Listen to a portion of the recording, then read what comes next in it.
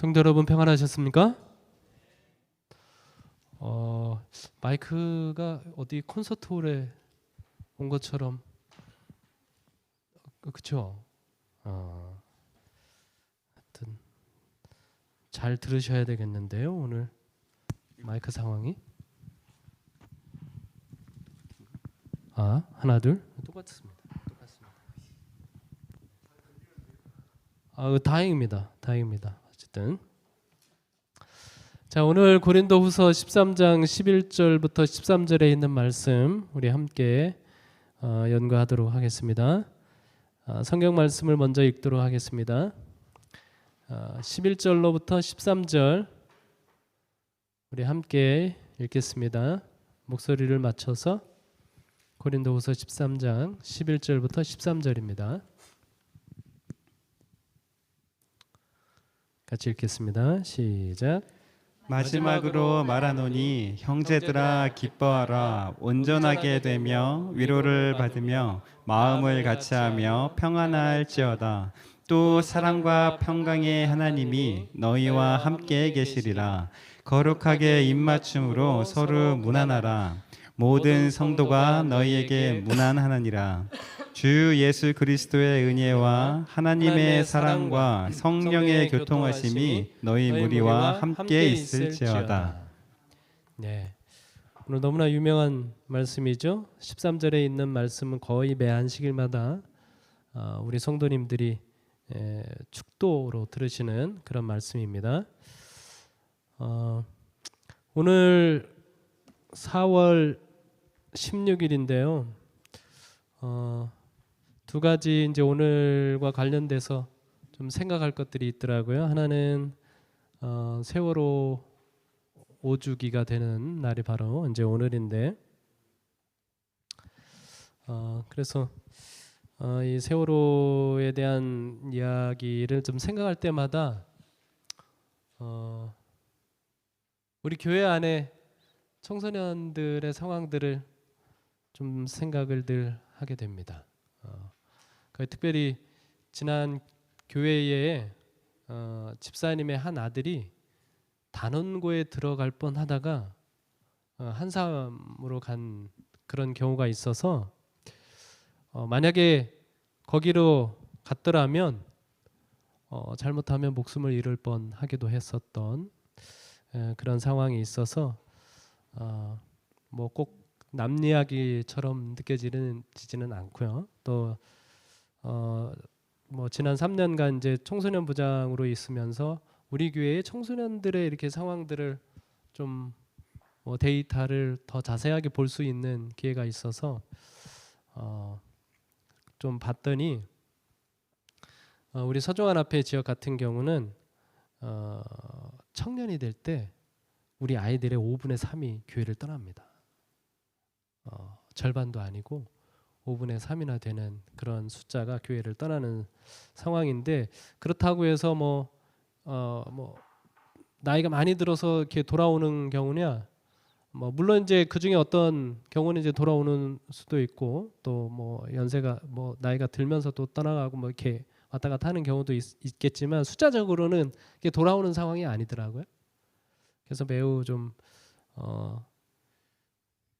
경각심을 가졌었는데, 어떤 대안을 가지고 대책을 세워야 되나 늘 이렇게 좀 생각을 했었는데, 그러한 대책이 언제쯤이면 세워질까라고 하는 그런 생각도 하게 됩니다. 우리 세월호도 5년이 지났는데 원인이 뭔지도 잘 모르고 그런 상황인데, 우리 교회의 그런 상황들도 빨리 좀 대안이나 대책들이 좀 마련이 돼서 우리 청소년들이 교회를 떠나지 않는 그런 상황이 좀 전개됐으면 좋겠다, 그런 생각이 들더라고요. 오늘 더더군다나. 그리고 뭐 여러분 뉴스를 보셔서 아시겠지만 파리에 있는 노틀담 대성당이 화재가 나서 8시간 만에 지붕이 이렇게 다 타서 첨탑이 또 넘어가고 하는 그런 상황이 있었습니다. 파리에 있는 노틀담 대성당이 이렇게 되는 과정을 이렇게 보면서 또 여러 생각이 지나가더라고요. 이 노틀담 대성당 같은 경우는 각 시대의 대쟁투에도 나오는 그런 성당인데, 파리 이 프랑스라고 하는 나라는 여러분 아시는 것처럼 이제 유럽에 있는 국가들 가운데서도 특별히 이 카톨릭 구교에 대한 충성도가 굉장히 높았던 나라입니다. 다른 나라들에서는 종교 개혁이 일어나고 있었지만 이 프랑스라고 하는 나라에서는 위그노족들을 다 내쫓고 다시 이제 구교로 돌아온 그런 상황이 있었는데, 그때 이제 그러면서 이제 이 구교가 여전히 이 시민 사회를 이제 억압을 하면서, 가톨릭이 억압을 하면서 이 시민들이 봉기하고 일어났죠. 그게 프랑스 대혁명입니다. 1789년에 일어났던 이제 프랑스 대혁명인데, 그때에 지금까지 이제 교회가 너무나 자신들을 이렇게 종 부리듯이 노예 부리듯이 했기 때문에 교회에 대한 굉장히 커다란 이제 반감을 가지고 있었거든요. 그래서 당시에 또 프랑스에는 이제 계몽주의 사상이라고 하는 철학이 일어나면서 지금까지 신본주의 사상으로 살았던 사람들이 우리 인간의 이성, 이런 판단에 자유, 이런 것들을 이제 중요하게 여기는 그런 사상이 이제 시민사회에 계속 있었으니까요.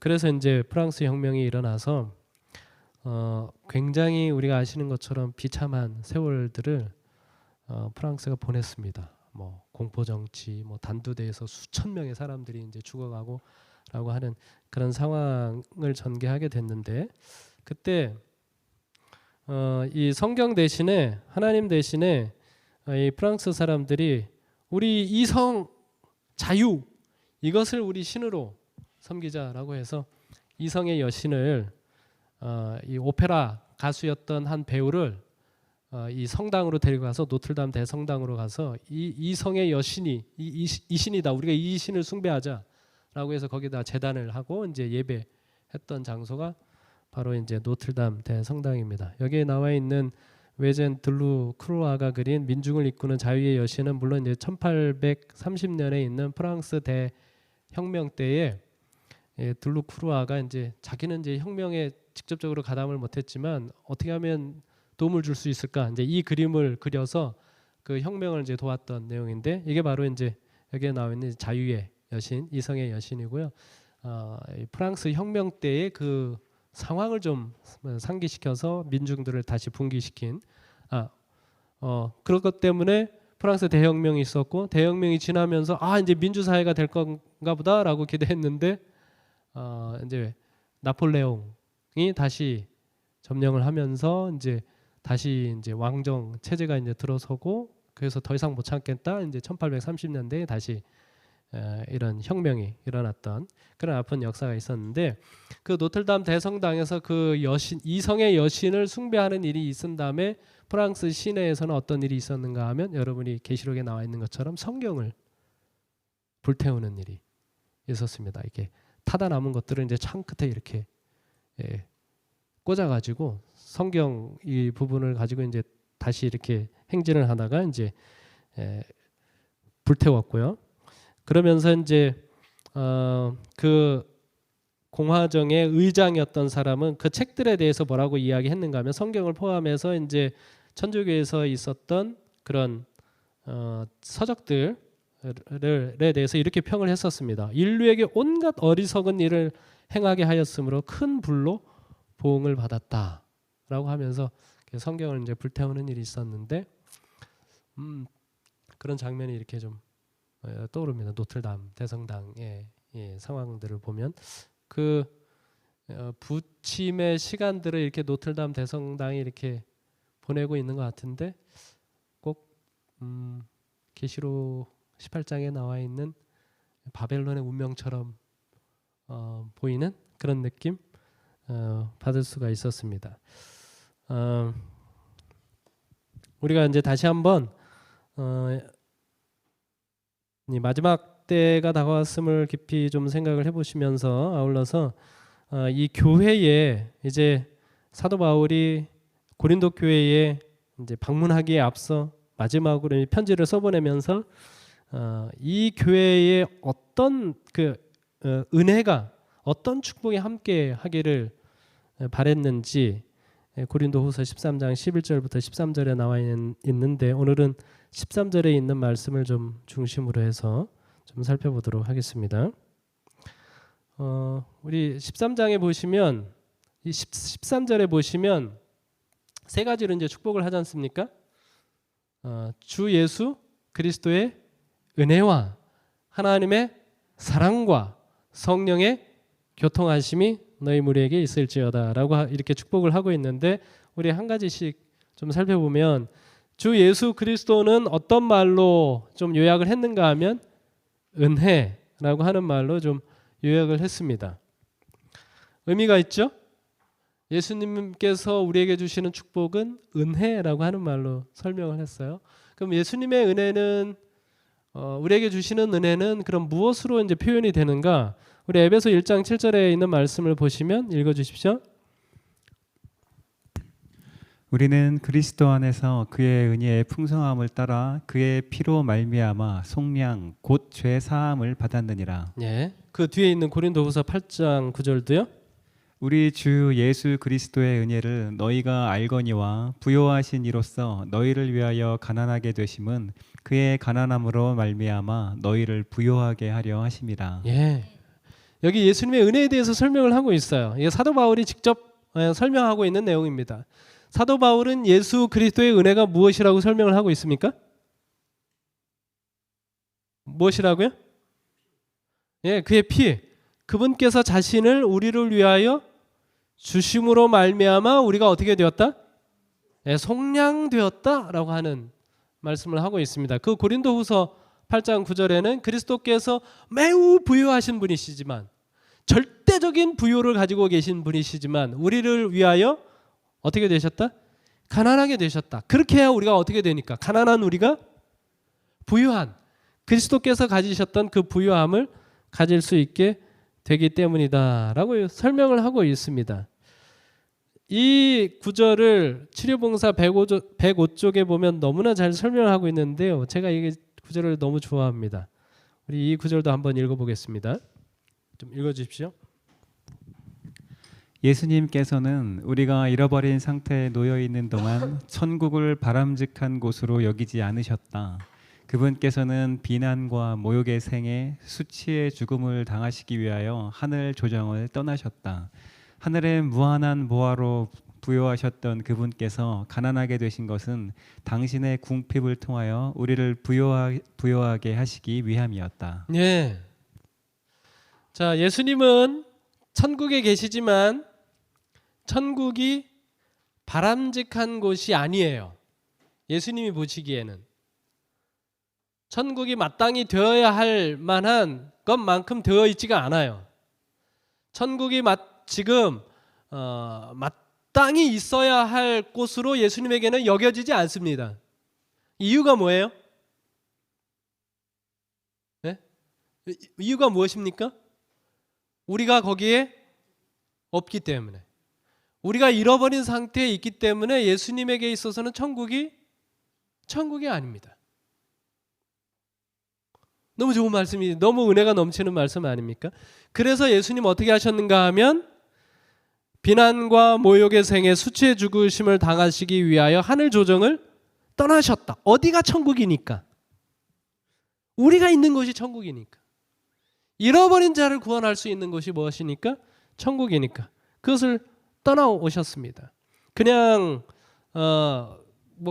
그저 그렇게 커다란 불편함이 없는 곳이기 때문에 오셨는가 하면 그렇지 않아요. 비난과 모욕의 생에 수치의 죽음을 감수하기 위하여? 아니요. 당하시기 위하여 하늘 조정을 떠나셨다라고 말씀하고 있습니다. 그렇게 해야만 뭐하니까? 우리를 되찾을 수 있으니까. 그분이 비난을 받으셔야만 뭐하니까? 우리를 되찾을 수 있으니까. 모욕을 당하셔야만 우리를 되찾을 수 있으니까. 죽으셔야만 되찾을 수 있으니까. 그것도 영광스러운 죽음이 아니라 수치의 죽으심을 당하셔야만 우리를 얻으실 수 있기 때문에 그것을 위하여 예수님께서 이 땅에 오셨다라고 말씀을 하고 있습니다. 너무나 은혜로운 말씀이죠. 제가 얼마 전에 그 한 청년이 한 10시 반쯤에 전화를 했는데 못 받았어요. 자고 있느라고. 그래서 굉장히 나중에 이렇게 아침에 일어나고 보니까 문자로 왔는데 상당히 중요한 전화였더라고요. 그래서 제가 밤에도 이제 전화를 받으려고 이렇게 미밴드를 차고 잡니다. 그날은 하필이면 또 빼놔가지고 그래서 미밴드를 차고 잤는데 지난 금요일 밤 11시 반에 우리 큰아이가 전화를 했어요. 얘가 알만한 애인데 이게 딱 떨리는 순간 전화를 받는 순간 기분이 그렇게 썩 좋지 않더라고요. 다른 사람도 다른 사람이라면 모르겠는데 우리 큰아이는 내가 언제 자는지를 너무나 잘 아는데 이 시간에 왜 전화를 하지? 마음이 썩 이렇게 좋지는 않았어요. 근데 이제 전화를 받아 보니까 장염 비슷한 거 걸린 것 같아요. 장염 비슷한 거. 그래가지고 이제 저도 이제 비몽사몽간에 이렇게 통화를 하는데 우리 집사람은 말짱한 정신으로 우리 아이가 하고 막 통화를 하더라고요. 근데 나한테 물어보지를 않고 내가 지금 데려러 갈까 이렇게 물어보더라고요. 네? 그 아이가 지금 이제 기숙사에 있으면 혼자서 아픈 상황인데 처리할 수가 없으니까 그러나 너무나 다행스럽게도 우리 아이가 견뎌보겠다. 한번 자기가 해보겠다 이렇게 대답을 하더라고요. 다행스러운 건지 모르겠지만 제가 이제 이렇게 순간을 이렇게 딱 지나면서 느끼는 게 있습니다. 저는요 여기 있는 구절 예수님하고 비교하면 너무나 부족한 부모라는 생각을 아주 지울 수가 없습니다. 아마 이렇게 정신을 번쩍 차리고 했었으면 그 상황들이 그렇게 기분이 좋지 않거나 아니면 조금 그런 생각이 들지 않았을지 모르겠는데 딱 드는 생각은 나한테 죄된 본성이 있으니까 뭐예요? 자기가 가는 것도 아니고 내가 가야 되는데 나한테 물어보지도 않고 데리러 간다 이렇게 얘기를 하네. 그 사실은 이제 밤에 운전하기가 쉽지는 않거든요. 그래서 저는 새벽에 가면 갈 수 있는데 밤늦게 가는 건 쉽지는 않거든요. 그래서 그런 생각이 먼저 들어요. 먼저 부모인데도 은혜롭지 못한 부모죠. 은혜롭지 못한 부모.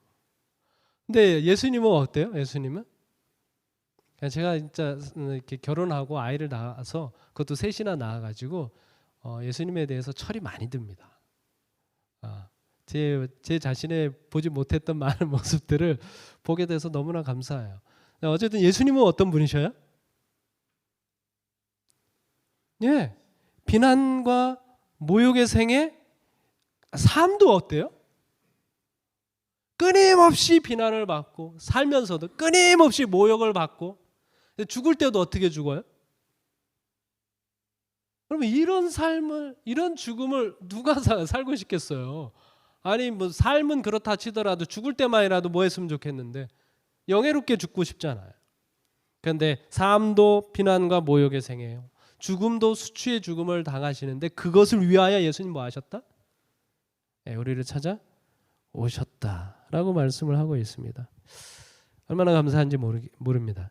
이 예수 그리스도의 은혜가 어디에 가득하기를 바란다? 이 교회에 있기를 바란다라고 이야기하고 있습니다. 이 은혜가 이 교회 안에 가득하다면 교회가 얼마나 좋을까요? 그렇죠? 예? 우리가 그런 예수 그리스도의 은혜를 느낄 뿐만 아니라 우리가 그 예수 그리스도의 은혜 자체가 되는 거죠. 그렇죠? 저 사람을 얻을 수만 있다면 난 뭐 해도 돼? 예?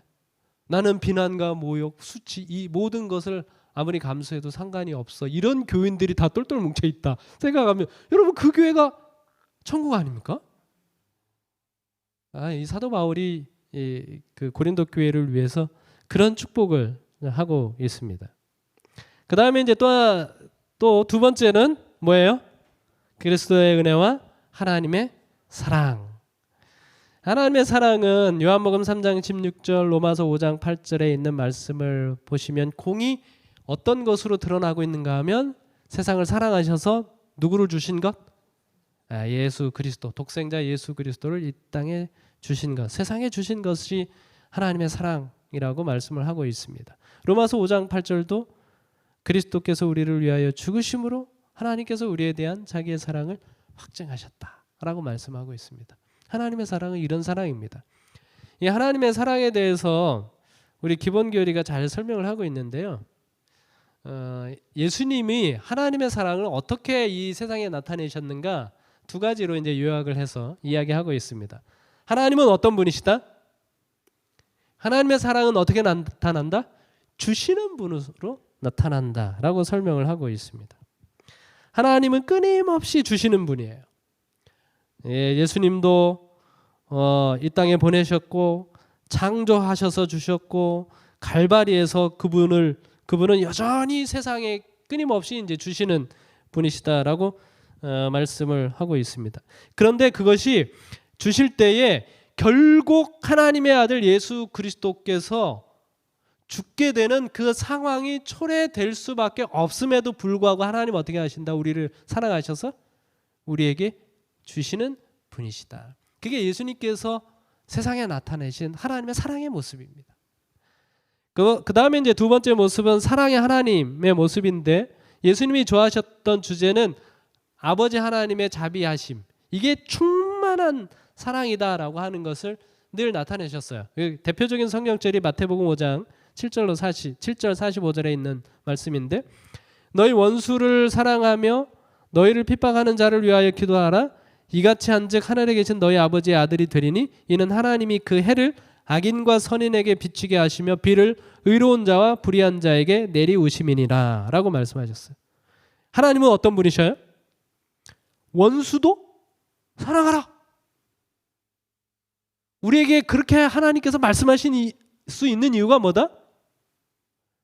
너의 아버지가 그런 분이시다.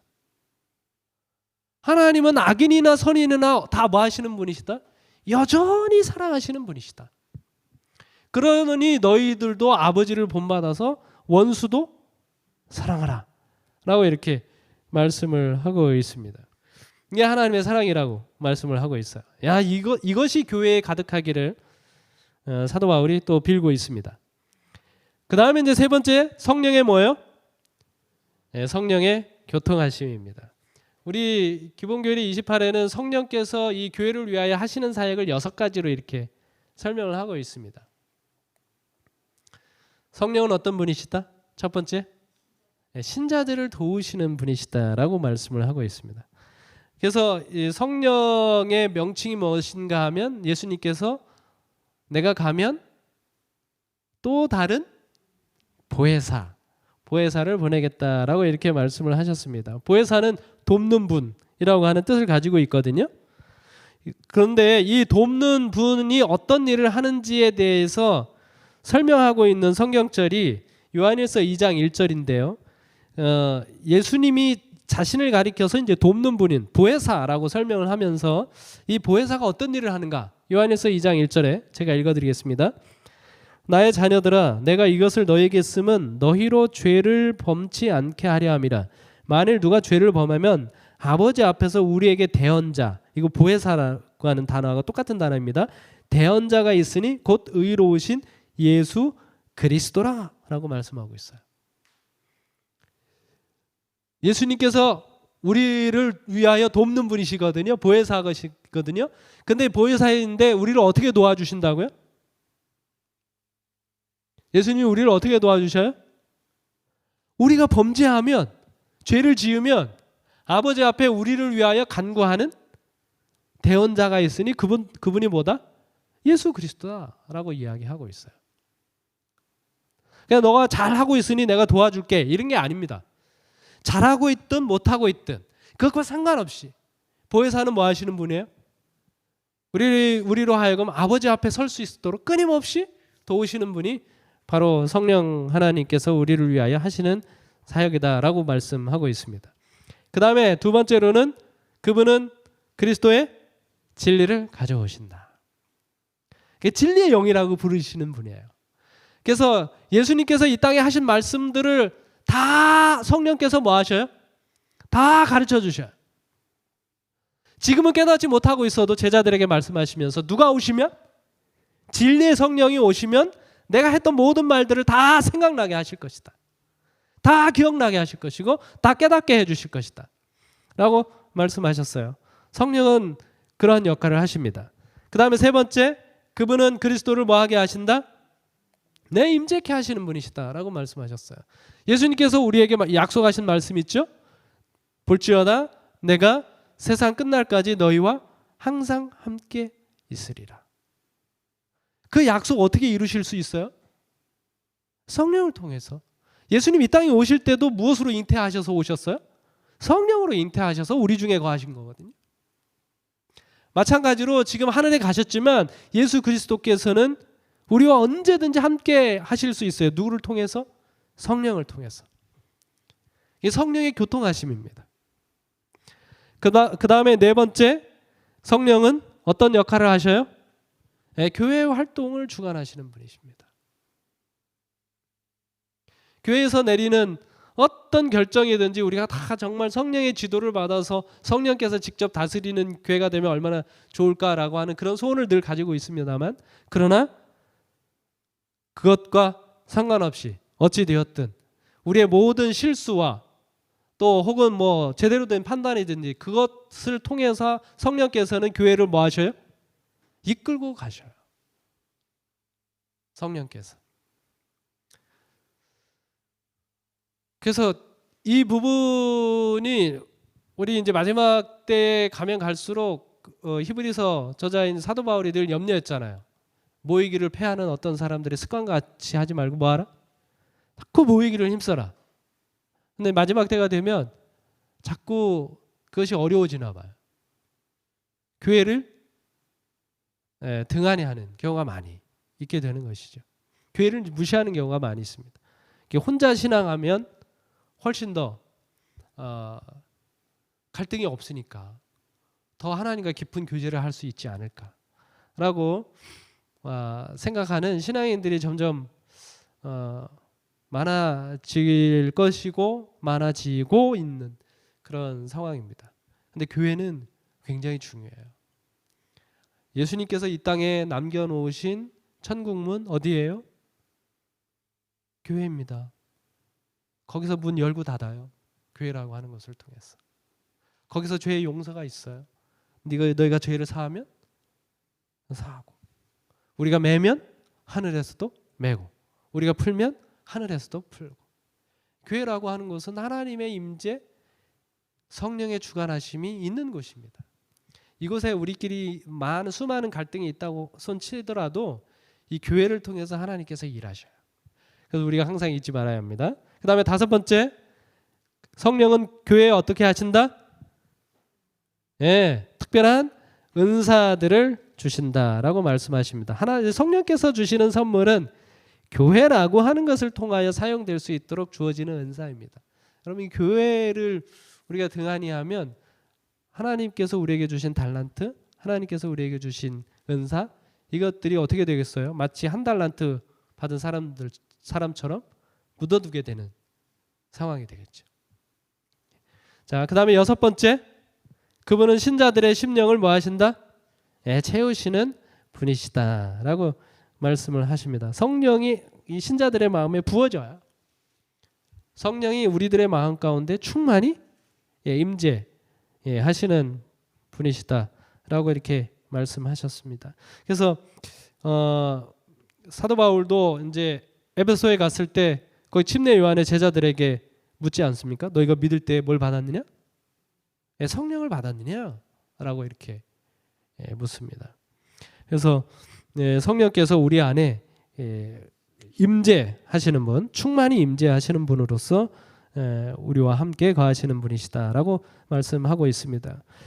복음교육제도 보면 이런 말씀이 있어요. 복음 사역이 그토록 힘이 없는 것은 성령의 부재 때문이다라고 말씀하셨습니다. 그래서 그분이 채워지면, 그분이 우리 안에 가득하게 되면 지금보다 훨씬 더 능력을 가지고 복음 사업을 할 수 있겠죠. 제가 오늘 드리고 싶은 말씀, 진짜 드리고 싶은 말씀이 이제 지금부터 말씀인데요.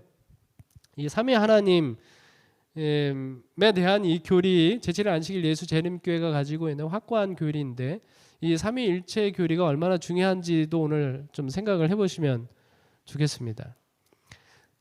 삼위일체의 교리 가운데 중요한 부분이 이제 삼위 하나님이 관계적인 존재라고 하는 부분이에요. 이 요한복음을 읽어보시면 하나님과 예수 그리스도 또 성령, 이 삼위일체가 얼마나 밀접한 관계를 가지고 있는지에 대한 설명을 많이 보실 수 있습니다. 요한복음 3장부터 거의 각 장마다 하나님 아버지와 예수님이 하나 되심에 대해서 강조하고 있거든요. 예를 들어 요한복음 3장 35절에 보면 아버지께서 아들을 사랑하사 만물을 다 그의 손에 뭐 하셨다? 주셨다. 그러니까 하나님 아버지와 아들 예수 그리스도 사이에는 네 거 내 거 있어요, 없어요? 네 거 내 거가 없습니다. 모든 것을 다 주시는 그 사이에 그 관계예요.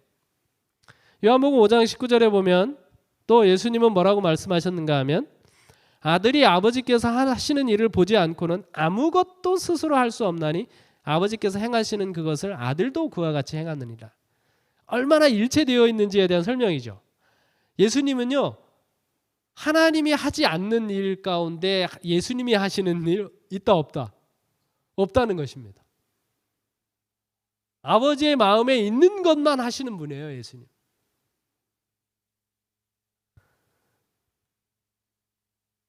그 다음에 또 요한복음 5장 17절에 요한복음 6장 57절에 보면 살아계신 아버지께서 나를 보내심에 내가 아버지로 말미암아 사는 것 같다.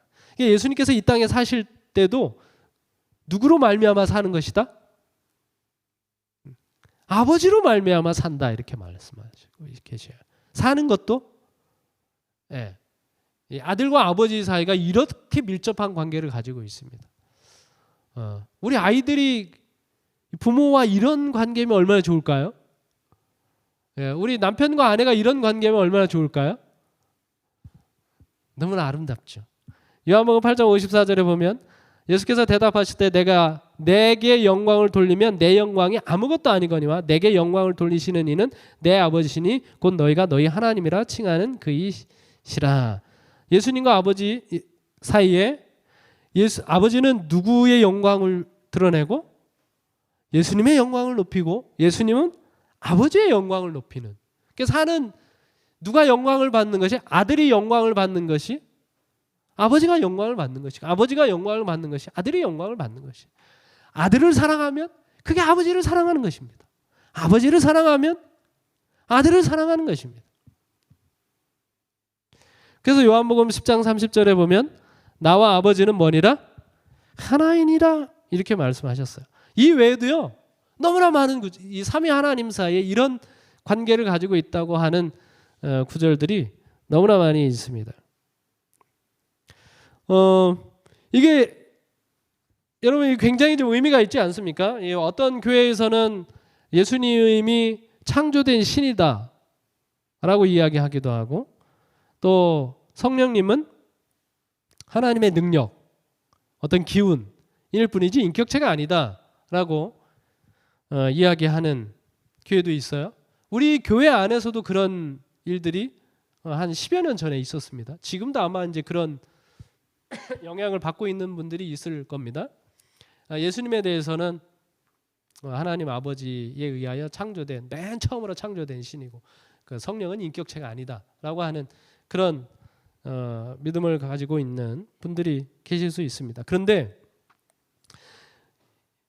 이 삼위일체에 대한 이런 확신이 아니면 우리가 십자가의 의미를 잘 이해하기가 어렵습니다.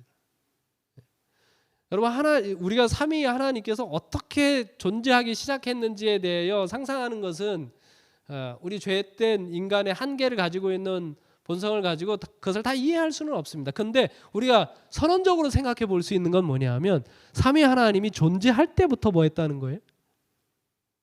관계적인 존재입니다. 삼위 하나님께서. 그렇게 삼위 하나님이 서로 저렇게 일체감을 갖는 가운데서 존재했다는 거예요. 거기에 근거해서 우주에 있는 모든 생물들이 다 존재하는 거거든요. 하나님께서 하나님 혼자 계시다가 예수님을 이렇게 창조하셔서 그때부터 이렇게 관계를 갖기 시작하고, 그런 존재가 아니라 그 삼위 하나님은 처음부터 존재할 때부터 뭐예요? 이 삼위 하나님 간에 서로의 그 끊을래야 끊을 수 없는 완전한 일체감, 그게 하나님 존재의 기본이거든요. 네. 그게 굉장한 의미가 있는 겁니다. 우리가 하나님께서 우리를 위하여 치르신 희생, 예수 그리스도를 십자가에 보내신 것, 아들을 십자가에 보내신 것을 이야기할 때 너무나 많은 감동을 받죠. 아버지가 자기가 죽는 것보다 사실은 아들을 보내는 게 더 힘든 것이다 라고 생각을 합니다. 그것도 맞는 말씀입니다만 우리 한번 생각을 해보십시오.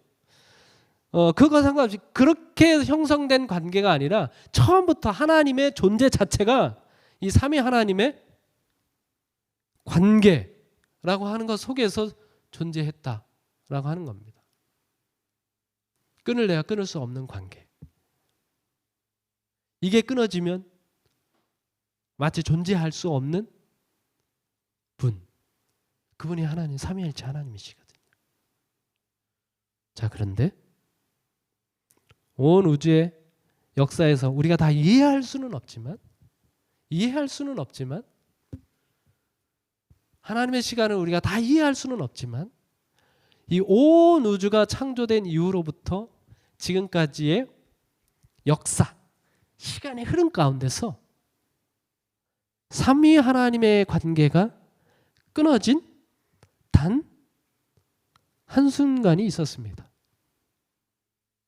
그때가 언제죠?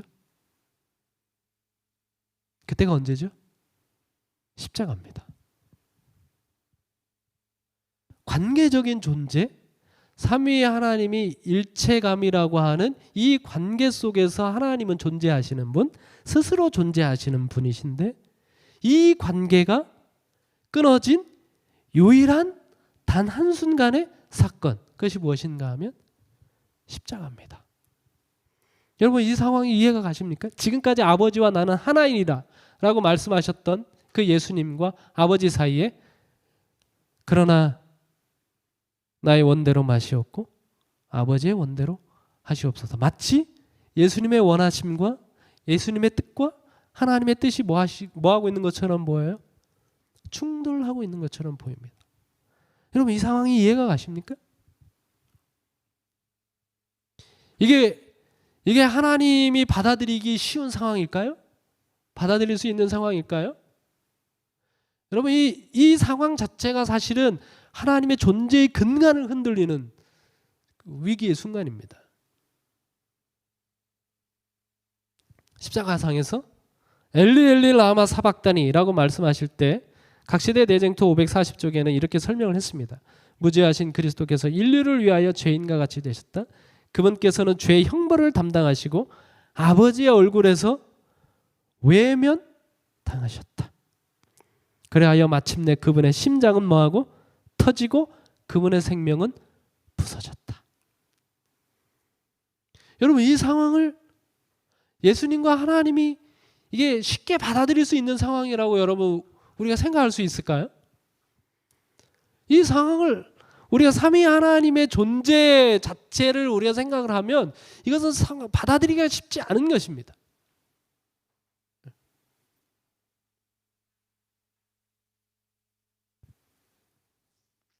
그게 예수님을 뭐하게 했다고요? 심장을 터지게 했다고요. 더 이상 예수님이 뭐 할 수가 없는 거예요? 아시겠죠? 존재할 수가 없는 겁니다. 이 관계가 끊어질 때.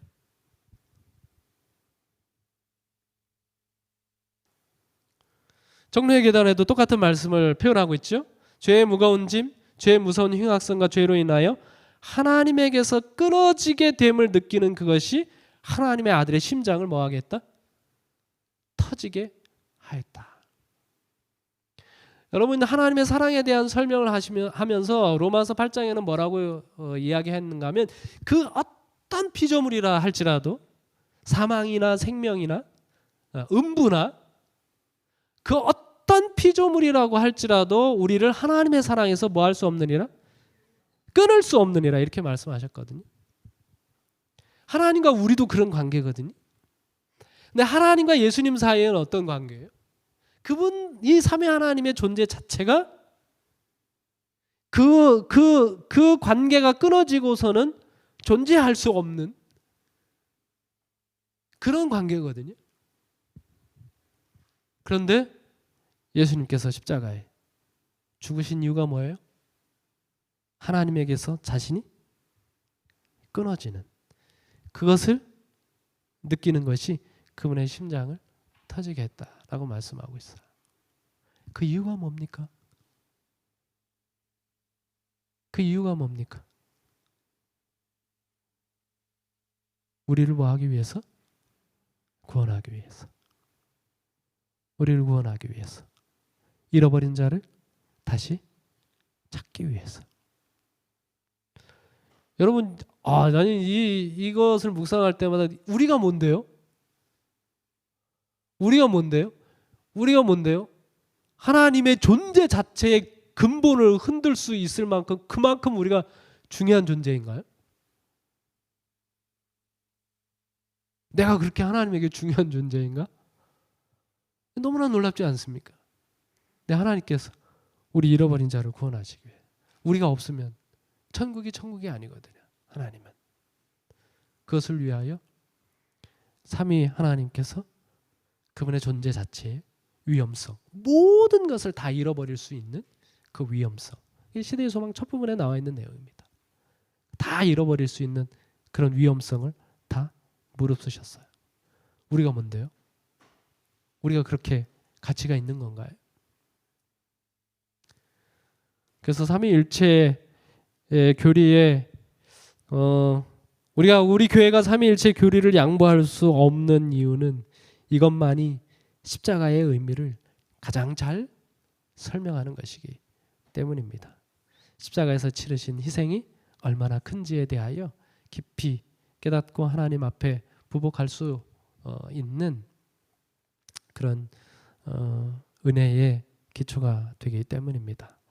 오늘 우리 기도하시도록 하겠습니다. 다시 한번 하나님께서 우리 안에 어떻게 임재하기를 원하시는지 삼위일체 하나님의 축복을 다시 생각해 보면서 예수 그리스도의 은혜, 하나님의 사랑, 성령의 교통하심, 그것이 우리 안에 충만히 임재하기를 위해서 기도해 주시고, 그 다음에 또 하나 더불어서 내가 하나님 앞에 얼마나 귀한 존재인지, 하나님께서 나를 위해서 치른 희생에 대해서 감사하는 그런 기도의 시간을 좀 가지면 좋겠습니다. 그러면서 우리 주변에 잃어버린 영혼들이 있을 겁니다. 그 잃어버린 영혼들 여러분이 생각나는 대로 한 사람 한번 불러가면서 기도하는 시간을 갖도록 하겠습니다. 5분 정도 시간을 갖겠습니다.